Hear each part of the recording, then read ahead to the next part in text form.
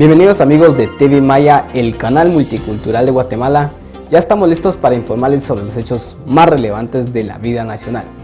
Mi nombre es Ricardo Castro y les compartimos nuestra página de Facebook TV Maya ALMG para que nos compartan sus comentarios y sugerencias. Asimismo les compartimos nuestra página web www.tvmaya.org.gt para sus comentarios y sugerencias.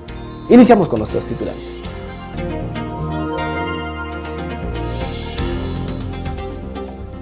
Presentan informe de cambio climático. Lo otro que evidencia precisamente el estudio es de que realmente no ha habido una respuesta contundente, adecuada a través de políticas públicas y de presupuestos adecuados por parte del Estado de Gobierno, ¿no? Mujeres también se pronuncian ante la realidad actual. Aquí nosotros estamos como mujeres, pero hay otras organizaciones, no solo somos unas cuantas, somos de diferentes regiones, departamentos, somos de diferentes idiomas, pero también somos de las comunidades. Proponen reforma a la ley electoral y de partidos políticos. La propuesta es cero financiamiento privado y diseñar los mecanismos de financiamiento público que permita la igualdad política.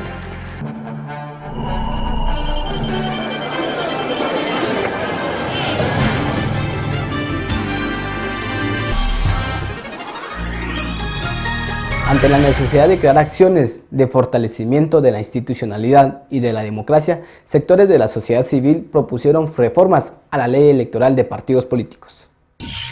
En la coyuntura en el que el sistema partidario ha creado una crisis gubernamental, sectores de la sociedad civil, entre ellos indígenas, sector de mujeres, estudiantil y analistas políticos, propusieron ante los miembros del Tribunal Supremo Electoral propuestas para hacer reformas por primera vez a la Ley Electoral de Partidos Políticos, Decreto 1-1985, para tomar en cuenta las necesidades actuales de la sociedad civil y la poca representatividad de los partidos políticos. Los sectores coincidieron que una de las demandas que es preciso hacer énfasis en la reducción de financiamiento de los partidos políticos. La sociedad civil asimismo demandan la no reelección de alcaldes, de diputados al Congreso de la República, eliminar el transfugismo, suspensión y cancelación de las organizaciones políticas por campañas anticipadas, eliminación del nepotismo y tomar en cuenta el voto de los ciudadanos del extranjero. Otra de las propuestas en el sistema de votos es la eliminación del listado nacional a voto por unanimidad y tomar en cuenta el voto nulo como señal de no estar de acuerdo de las organizaciones políticas. Y por sistema patrimonial básicamente se entiende la idea de que la política y el Estado es un botín. Después del 16 de abril, la ciudadanía organizada salió a las calles a manifestarse que quiere ponerle un alto a ese modelo que tienen los candidatos, los partidos políticos y los financistas de ver en el Estado de Guatemala un botín al servicio de sus intereses. Sobre ese sentido, la reforma a la ley electoral es uno de los primeros pasos necesarios del proceso, pero hay que partir reconociendo algo. La iniciativa 4783, que está en el Congreso de la República y que es la que el Congreso y el organismo ejecutivo quieren levantar, hay que oponerse a ella, porque esa iniciativa es incompleta y no resuelve los problemas estructurales del sistema, particularmente porque fue un fiambre de propuestas que no tienen coherencia, que no tienen unidad lógica, que no tienen complementariedad, y segundo, porque se plantearon en una coyuntura en donde lo que los actores proponíamos era lo que era políticamente viable, lo que era posible, y hoy por primera vez en mucho tiempo tenemos la oportunidad de plantear lo deseable y lo que puede reformar el sistema de forma estructural. El primer elemento que hay que atender es el funcionamiento interno de los partidos políticos, porque las asambleas de los partidos políticos son de las mayores farsas que hay en nuestro sistema. En todas las asambleas, o en la mayoría de las asambleas de los partidos políticos, básicamente el listado. Y hay un listado que ha sido dirigido, que ha sido colocado por la estructura nacional del partido político. Para atender ese problema básicamente hay que hacer dos cosas. Hay que establecer el voto secreto en las asambleas para que los delegados puedan votar libremente por los candidatos que ellos quieran. Y segundo, hay que quitar la potestad de que el secretario de actas de los partidos políticos inscriba en la asamblea, porque ya ven ustedes el caso en el último mes, cuando una asamblea tiene un resultado que no le gusta a la dirigencia del partido, sencillamente no la inscriben, la repiten y hacen borrón y cuenta nueva. Aquí lo que hay que hacer es que el registro de ciudadanos sea quien notarice lo actuado en la asamblea para que realmente el sentir de las bases quede inscrito. Segundo elemento con el sistema de elección. El sistema o el modelo de cuotas resuelve una parte del problema, la parte de la postulación de candidatos, pero no resuelve el elemento de tajo que es la representación real de mujeres e indígenas en los sistemas de poder. Corramos un modelito. 11 de 24 distritos de elección en el Congreso tienen magnitud de 4 o menos. Eso quiere decir que la mayoría de partidos políticos que mete diputados en esos distritos de 4 o menos, solo meten al primero de la lista. Entonces, si corremos el escenario que el partido va a colocar primero de la lista al cacique y ya en el segundo puesto va a poner al representante indígena o femenino, igual en términos prácticos el sistema de cuotas no resuelve el problema, porque solo va a entrar el primero. ¿Cómo se atiende ese problema? Vía sistemas de listas abiertas, y ahí está el ejemplo de los hermanos salvadoreños. Darle al ciudadano la potestad de que si quiere votar solo por mujeres, solo por candidatos indígenas o solo por candidatos jóvenes, que sea el ciudadano el que haga la votación efectiva, y eso se hace con un sistema de listas. Otro tema que hay que atender es la representatividad de los alcaldes. Tenemos más de 40 alcaldes que fueron electos con menos del 25% de votos en sus municipios. ¿Qué legitimidad tiene eso cuando la autoridad edil es electa a pesar de que 3 de cada 4 ciudadanos o votantes no votaron por ellos? Eso implica atender o colocar segunda vuelta para la elección de alcaldes o establecer una mayoría calificada, particularmente en el caso de alcaldes que se van a reelegir. Hay que atender también el tema de la lista nacional, pero no eliminarla, porque en la lista nacional, si ustedes analizan quiénes entran ahí, entran los diputados más técnicos. Lo que hay que hacer con la lista nacional es ponerle un umbral para que no tengamos la fragmentación de los partidos. La razón por la que hay 12, 13 partidos representados en el Congreso es porque el diputado 27, 28, 29 de la lista nacional entra con el 2.5, 3% de los votos. Entonces el incentivo perverso que yo tengo como partido pequeño es, yo solo voy a hacer mi pequeña maquinaria electoral porque sacando el 2.5% de los votos, entro a la repartición del patrimonio del Estado. En materia de financiamiento, con el tema de financiamiento electoral, la parte más complicada de regular el financiamiento es el financiamiento de tierra, lo que ocurre en el terreno. Y sin ir tan lejos, los informes de financiamiento del Partido Patriota del 2011, transparentemente, señalaban que Juan Carlos Monzón había donado 1.5 millones de quetzales en especie. 3 años después ya vieron ustedes lo que ocurrió. Básicamente lo que hay que hacer con el tema de financiamiento en especie es, primero, darle la potestad y fortalecer al Tribunal Supremo Electoral en cuanto a su inspectoría, que el tribunal tenga la presencia física de asistir a los mitines y poder cuantificar el costo de los mitines, qué se repartió, si hubo un grupo musical, etcétera, etcétera, y que se deduzca eso del techo de campaña. Al financiamiento privado hay que ponerle muchísimos controles, y es que el financiamiento privado en sí mismo no es malo. Lo malo es tener pocos financistas privados que den mucho. Lo que deberíamos de aspirar es un modelo horizontal y balanceado entre financiamiento público y financiamiento privado, e incentivar que el afiliado y que el partido que tenga más financistas pequeños, o sea, el financiamiento individual del afiliado, sea premiado. Alemania es un caso paradigmático, ahí se premia a los partidos que tienen el financiamiento más democrático. Entonces el partido que logra que sus afiliados den una cuota de 5 quetzales, 10 quetzales al mes sistemáticamente, que reciba también un premio de financiamiento público. Aparte de eso hay que establecer controles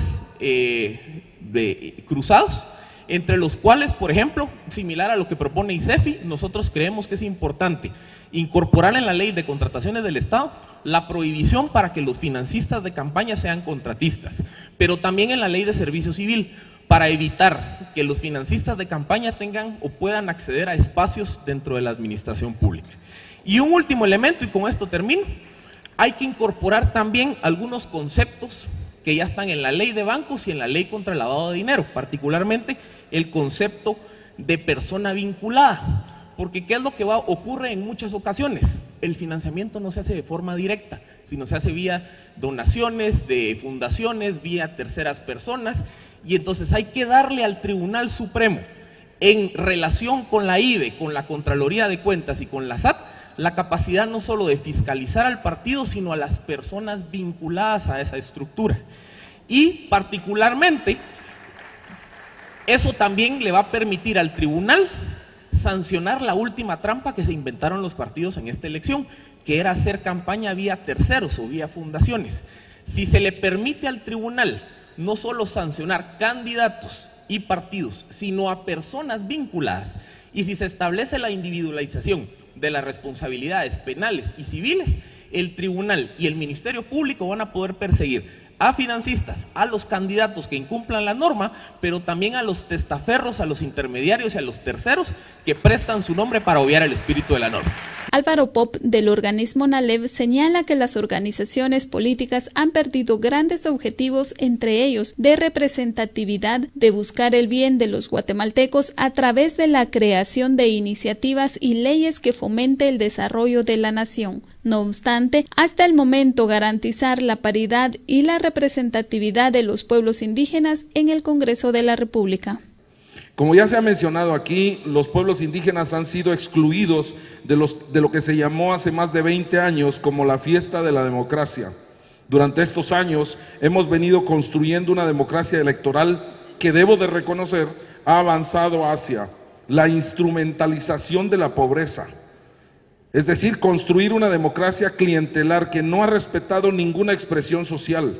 La campaña electoral se ha convertido en el espacio de alto compromiso y de definición de la deuda política, que se convierte en deuda financiera que se cumple en el ejercicio de gobierno del partido ganador, y este ha sido el ejercicio de los últimos 25 años. Y dos, igualmente es de reconocer que ha ido generando una politización positiva de la sociedad.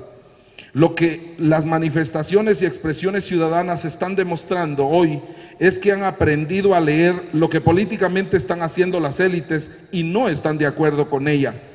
Sin embargo, a estas manifestaciones las invito a ver a los departamentos y al área rural, porque el verdadero desafío de la democracia guatemalteca se encuentra ahí. Sobre la base del reconocimiento de más de 110 municipios que tienen más de 80% de población indígena en Guatemala, hemos preparado una serie de propuestas que desde el año 2012 se ha presentado al Congreso de la República. Estas propuestas incluyen, entre otras, 5 puntos que me parecen fundamentales. 1, la eliminación, y en ese sentido coincidimos todos, la eliminación del financiamiento privado en las campañas electorales. La propuesta es 0 financiamiento privado y diseñar los mecanismos de financiamiento público que permita la igualdad política. 2, la plena utilización de la ley de idiomas nacionales. Nuestras comunidades, los pueblos están hablando sus propios idiomas y necesitan ejercerlos con toda dignidad. 3, el reconocimiento de los mecanismos de consulta previa, libre e informada a las comunidades indígenas en asuntos políticos y administrativos que los atañen. 4, el reconocimiento de la autoridad indígena por comunidad lingüística como parte del Listado Nacional de Diputados al Congreso de la República. Y finalmente 5, la realización de elecciones primarias para los puestos de elección popular. No podemos seguir bajo la directriz y el imperativo del financiamiento privado. Necesitamos líderes que nazcan del servicio a su comunidad más que de la capacidad económica. La primavera democrática que estamos viviendo en América Latina, como muy bien diría el maestro Daniel Sobato, ha permitido demostrar la profunda necesidad de repensar nuestros sistemas políticos. Las expresiones de juventud que encabezan estas revisiones en Guatemala nos exigen ser creativos y plurales en su construcción. Los cambios que vamos a hacer a la ley electoral y de partidos políticos tienen que empezar ahora. La sociedad ha esperado muchísimo, pero especialmente el área rural, las mujeres y los pueblos indígenas. Muchas gracias. Ante ello, el presidente del Tribunal Supremo Electoral, Dr. Rudy Marlon Pineda, señaló que las demandas de la sociedad serán tomadas en cuenta y que a más tardar las próximas semanas será presentada ante el Congreso de la República para que sea aprobada. Y al público en general, queremos agradecerles que estén presentes el día de hoy en este diálogo abierto de reformas a la ley electoral y de partidos políticos. Creería que las personas que me antecedieron puntualmente ya tocaron temas muy puntuales. El Tribunal Supremo Electoral pues está trabajando sobre 4 ejes de propuestas: el financiamiento público, la democracia interna de las agrupaciones políticas, el fortalecimiento al Tribunal Supremo Electoral y con relación también a la postulación y elección de diputados y corporaciones municipales. Como Tribunal Supremo Electoral nosotros estamos pues abiertos precisamente a las propuestas del pueblo de Guatemala, especialmente a través de todos los sectores y de los invitados especiales que nos acompañan en esta mesa de diálogo, toda vez que juntos vamos a fortalecer el sistema democrático. Realmente es un momento para decir: Guatemala, estamos contigo. Es un momento para reforzar la democracia y precisamente esa es la razón por la cual estamos acá. Hace unos instantes antes de iniciar este diálogo, me abordó la prensa nacional y me decían que cuando el Tribunal Supremo Electoral iba a presentar la iniciativa de ley ante el Congreso de la República, ya de manera formal. Nosotros como magistrados, garantes de la democracia, estamos trabajando arduamente en presentar este proyecto de alto nivel, pero no quisimos ser irresponsables y hacerlo de manera que lo hiciéramos solo nosotros. Por esa razón, el producto del día de hoy de estas mesas es muy importante para poderlo nosotros implementar también en esta propuesta. Así es que, por el tiempo ya me están llamando la atención, solamente me queda agradecerles su participación y que hagamos Guatemala. Muchas gracias. Ante los actos desmedidos de corrupción de parte de autoridades gubernamentales que atentan directamente a la integridad de los pueblos, mujeres de diversas organizaciones se pronunciaron al respecto. La Alianza de Mujeres Rurales por la Vida, Tierra y Dignidad se pronuncian ante el sistema patriarcal, racista y excluyente. La persecución y criminalización de los líderes y lideresas, negándoles la libertad por la defensa de la vida, no es solo corrupción, es un problema estructural que necesita cambios inmediatos que respondan a las necesidades de los pueblos. A todas las organizaciones que nos escuchen, para también acuerpar con la Asamblea Constitucional que va a ser, donde van a estar diferentes organizaciones, hombres y mujeres, donde realmente vamos a ver, realmente qué vamos a hacer, qué propuestas tenemos. Aquí nosotros estamos como mujeres, pero hay otras organizaciones, no solo somos unas cuantas, somos de diferentes regiones, departamentos, somos de diferentes idiomas, pero también somos de las comunidades. Vemos la gran necesidad que hay que hacer un cambio. Hay que hacer un cambio, pero desde el Congreso, desde el Estado. Si no hay un cambio, no podrá caminar este proceso. Ya hay una propuesta, lo que se va a tratar en la Asamblea. Uno, primero que la CICID también dé información de todas las grandes empresas, pero también lo otro que también den a conocer realmente de dónde viene el financiamiento de los grandes partidos. Lo otro también hacemos un llamado de que si no hay un cambio, también cómo es no llegar a cabo de las elecciones. Esas son las propuestas que se estarán discutiendo para mañana con las demás organizaciones. Más o menos estamos de más de 400 organizaciones, de diferentes regiones, departamentos y de idiomas. Asimismo, exigen la aprobación de la Ley 4084, Ley de Desarrollo Rural Integral, como política pública y el cumplimiento de otras leyes a favor del desarrollo de los pueblos indígenas. Asimismo, que la CICIG y el MP agilicen la investigación y divulgación de todos los actos ilícitos de parte de las autoridades del Estado y se castiguen a los que resulten culpables, entre otras demandas.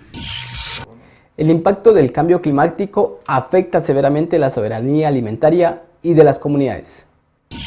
El Instituto por la Democracia y de la Coordinación de ONGs y Cooperativas CONGECOP presentó el estudio Impacto del Cambio Climático en el ejercicio de la soberanía alimentaria y estrategia de adaptación desarrolladas por las comunidades. Soberanía alimentaria que han ayudado a las comunidades precisamente a mitigar ese impacto del cambio climático, ¿no? Lo otro que evidencia precisamente el estudio es de que realmente no ha habido una respuesta contundente, adecuada a través de políticas públicas y de presupuestos adecuados por parte del Estado de Gobierno, ¿no? Se hace un análisis del presupuesto del Ministerio de Ambiente donde se evidencia pues claramente que es un ministerio de los más pequeños que tiene el Estado, apenas maneja 176 millones y de ellos apenas se destinan 0.7% precisamente para mitigar el impacto del cambio climático. Estamos hablando de cantidades realmente insignificantes y que al final es lo que está haciendo el actual Estado de Gobierno para mitigar ese cambio climático, ¿no?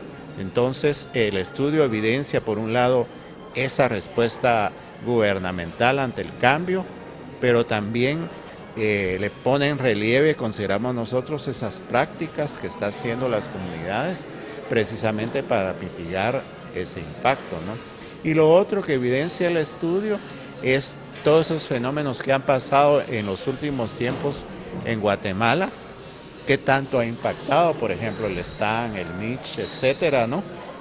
Que realmente es un impacto fuerte para las comunidades, principalmente para el área rural, y como indicaba, pues la respuesta del Estado ha sido, se puede decir, nula, ¿no? Bueno, este es un estudio que parte de una iniciativa de la Coordinación de ONG y Cooperativas CONGECOP.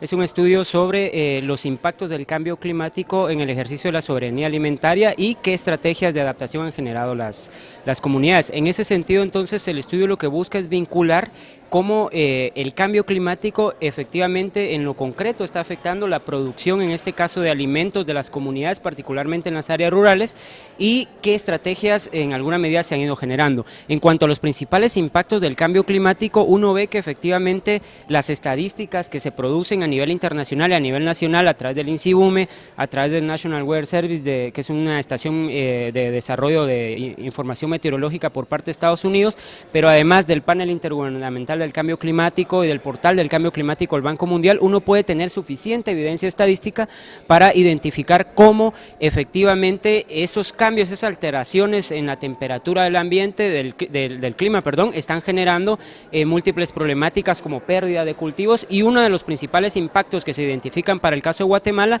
es la generación de sequías. La sequía es básicamente lo que más ha afectado a las personas en los últimos 50, 60 años, ¿no? Si uno revisa las estadísticas se va a dar cuenta que el terremoto de 1976 fue lo que más afectó a la población guatemalteca, pero en segundo lugar están las sequías, y esto es importante porque para lo que el estudio está desarrollando se evidencia que la sequía, producto de las canículas prolongadas, de la falta de precipitación pluvial que se genera por la pérdida por un lado de zonas de recarga hídrica, la deforestación, la expansión de los monocultivos como la caña de azúcar, como la palma africana, están teniendo sus fuertes impactos en el ciclo del agua, y esto entonces genera múltiples problemáticas que llevan a las sequías prolongadas que hacen a que las poblaciones estén perdiendo sus cultivos, ¿no? Entonces, digamos, si ustedes quisieran identificar cuál es el principal problema hoy del cambio climático, es particularmente el tema de la sequía. Esto después viene acompañado de otros elementos, la mayor incidencia de ciertas plagas o vectores, como lo fue el caso de la roya. Ustedes recordarán el problema de la roya, que efectivamente en el estudio de caso que acá se presenta, que es en Sololá, afecta particularmente la producción del café, la producción comunitaria, y esto tiene una merma en cuanto a la generación de recursos para las poblaciones, que les está afectando en el acceso, en este caso a su alimentación, ya que tienen menos recursos para poder comprar sus alimentos. La educación es el derecho hacia donde queremos llegar. Para la transformación es la fuerza de la liberación, por lo que la UNESCO realizó una conferencia por la educación. Educación para la paz, la memoria, reflexión y experiencias, la Mesa Técnica de Educación para la Paz y los Derechos Humanos que realizó la Organización de las Naciones Unidas para la Educación, la Ciencia y la Cultura, UNESCO, con representantes de más de 80 organizaciones para fortalecer la democracia en el país.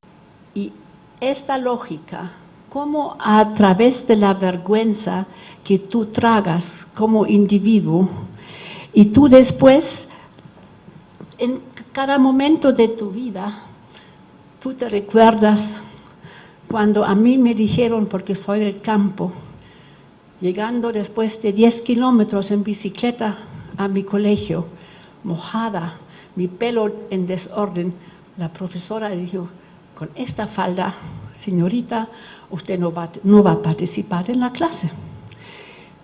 Esta vergüenza que te dicen porque tú de repente querías comer y chupar un helado y te dejó una mancha allá.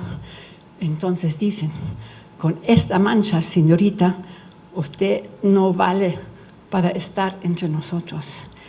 Entonces, por eso, esto de la vergüenza queremos poner en esta media hora que nos queda en medio de nosotros para reflexionar cómo transformar esta vergüenza en fuerza de liberación. Entonces la voy a poner aquí para que ustedes la tengan siempre reflexionando desde su propia vida. Voy a hablar solamente de 4 formas de vergüenza. La primera es la vergüenza íntima, que ya hablé, que uno rojiza, uno transpira, el cuerpo hace que tú tienes miedo porque te va a preguntar. Esta vergüenza íntima te marca en tu psiquis y en tu cuerpo. Hay la vergüenza de la adaptación, que tú, porque no tienes la falda bonita, porque tú no tienes el auto grande, tú no tienes trabajo, digamos, la vergüenza de adaptación es en el fondo para que no vienen de afuera a criticarte de algo, tú prefieres adaptarte. Por eso los sentimientos, cuando nos sentimos excluidos, sentimos que no pertenecemos, que somos diferentes. Pero la vergüenza siempre tiene 2 lados. Tiene un lado de humillación, pero también tiene un lado de dignidad. Por eso Leon Wurmser dice, la vergüenza es la guardiana de nuestra dignidad. Por eso la tercera forma de vergüenza es la vergüenza de la conciencia. Estamos compartiendo un espacio de reflexión con la doctora Ilse Schempp. Ella es la directora del Instituto Paulo Freire de la Universidad de Berlín, Alemania. Y en realidad Ilse es una experta en educación humanista, ética, educación para la construcción de la paz, para la memoria. Y es una persona que ha contribuido mucho en los sistemas educativos, no solo de Alemania, sino que de varios países. Me parece que ha trabajado en 6 países latinoamericanos, Nosotros estamos ahora pues enriqueciéndonos con toda esa experiencia que nos trae. Ella tiene un fundamento muy fuerte en la propuesta pedagógica de Paulo Freire y de ahí pues han desarrollado una propuesta y nos comparte mucho para lo que nosotros estamos construyendo. El evento está organizado por la Mesa de Educación para la Paz, los Derechos Humanos y la Memoria, que es en este momento un conjunto de 17 organizaciones de sociedad civil y 3 agencias del Sistema de Naciones Unidas que les acompañan. Y entre todos pues estamos dialogando y estamos compartiendo las experiencias de todas las organizaciones para hacer una propuesta que ojalá fuera tomada en cuenta para la transformación de un paradigma educativo que tenemos actualmente, que no nos está fortaleciendo en temas de ciudadanía y paz. Gracias amigos televidentes por habernos acompañado en nuestra emisión. Previo a finalizar, saludamos cordialmente a las personas que nos ven en Santa Cruz de Quiché por medio del canal 84, también a nuestros amigos televidentes que nos ven en San Miguel Uspantán y San Juan La Laguna del departamento de Sololá, y también de igual manera a las personas que nos ven en Santa Clara La Laguna y San Juan La Laguna. Los esperamos en otra próxima emisión con más información.